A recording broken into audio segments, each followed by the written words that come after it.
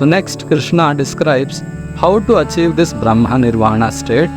So Krishna says, Sparshan kritva bahirbahyam chakshushchaivantare bhruvo pranapanau samau kritva nasabhyantara charinau yatendriya mano buddhir munir moksha parayana vigatecha bhaya krodho yassada mukta eva saha.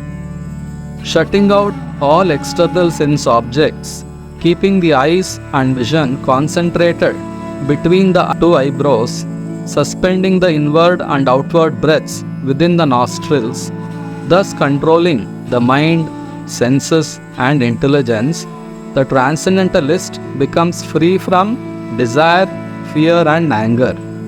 One who is always in this state is certainly liberated.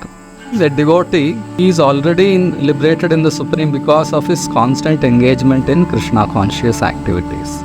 Those who are not practicing pure devotion to Krishna, for them Krishna is giving a method of achieving that Brahma Nirvana stage by the mystic process of Ashtanga Yoga. A synopsis of that Ashtanga Yoga is given in this shloka. More details are elaborated in the next chapter. So here Krishna has described that Sparshan kritva bahirbahyam chakshushchaivantare bhruvo.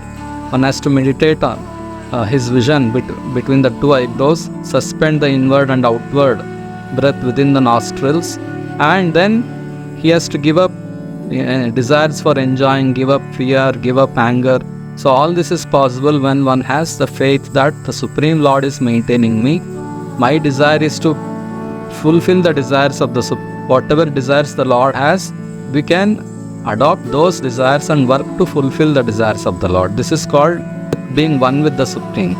Being one with the Supreme doesn't mean that we become merged in the Supreme Lord.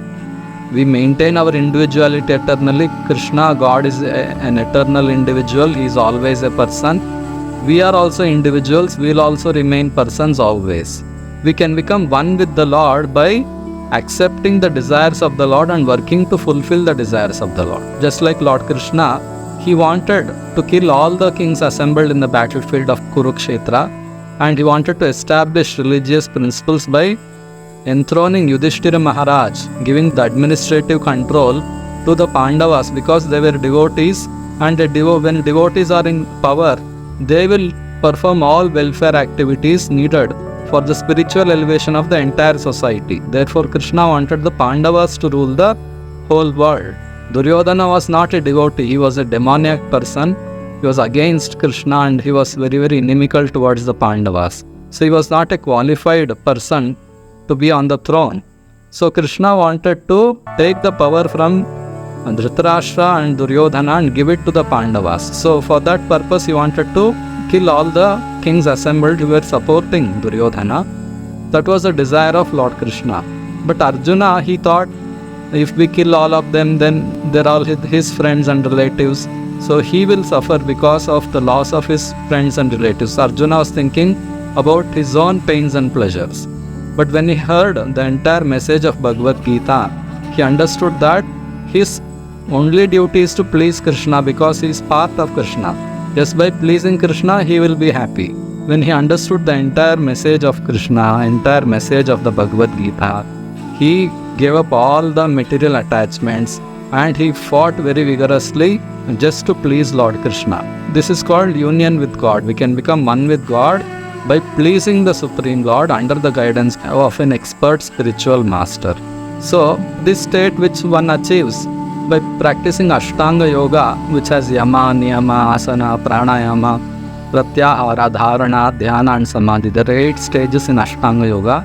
So the stage of perfection which one achieves after practicing all these 8 stages, a devotee of Krishna achieves immediately because he believes Krishna, he accepts the desires of Krishna as his desire, he works hard for pleasing Krishna, is always meditating, already is in dhyana stage by constantly engaging in devotional activities. Therefore, the perfection of Ashtanga Yoga is already achieved by a devotee. Therefore, becoming a devotee is the easiest method of achieving perfection, achieving the Brahman Nirvana stage, rather than undergoing the difficult process of this Ashtanga Yoga. So all these things will be explained in the next chapter. We will understand that in the next chapter.